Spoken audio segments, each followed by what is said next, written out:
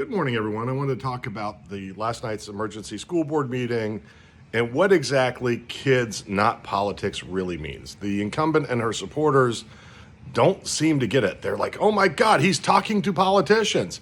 Of course you are. You have to work with whoever's there to get something done. You're not an island. You're not elected king, queen, emperor of the schools. You're elected on a board that has to work together. So, of course, you have to talk to other elected officials. You have to talk to the board of supervisors, not just the ones you like, to get the funding you need to fund our schools. Kids Not Politics is not following an agenda, not saying, I'm going to vote this agenda and nothing else. And I'll give you an example last night at the school board meeting. On Monday, the school board reversed its decision on the mask mandate, and they had a legal briefing behind closed doors, and it was not out in the public. And the school board should have done it in the public.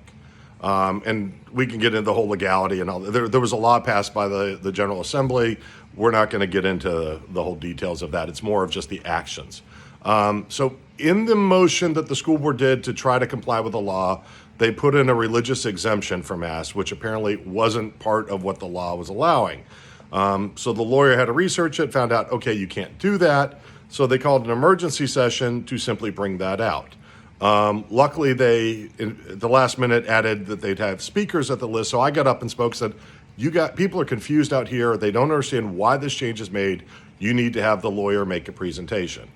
So the lawyer made the presentation, essentially that if the school followed the law and mandated masks, no matter what happened, whether they mandated masks or didn't, there were going to be lawsuits. But the school board has insurance, and as long as they follow the law, the insurance pays the legal fees. However, so therefore, if the school board mandates masks, when the parents who are against masks sue, and I'm 99% sure we're going to get a lawsuit on it, the insurance will cover that. Whereas if the school board would have stuck with the original resolution, and by the way, I like that resolution. I'd like to see that come back of parental choice. Then the parents that wanted a mask mandate because of CDC guidelines would have sued. And in that case, had they sued, since the school board wasn't following the law, the school board would be on the hook for their legal fees and potentially the people who sued, costing the county millions of dollars that would come out of our kids' education.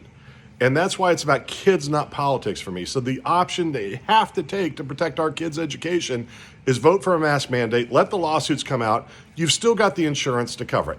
As much as I personally am against as much as I personally want parental choice, that's a smart decision because it's about the kids, not the politics, not about what I want. It's about what's best for the kids.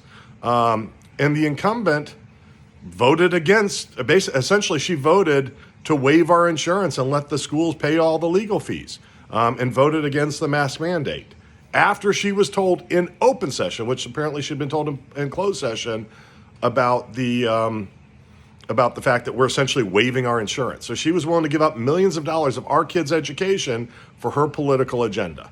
That's what Kids Not Politics means, is get the agendas out, worry about what's best for our kids, whether or not it's something we like. It's what's best for all of our kids.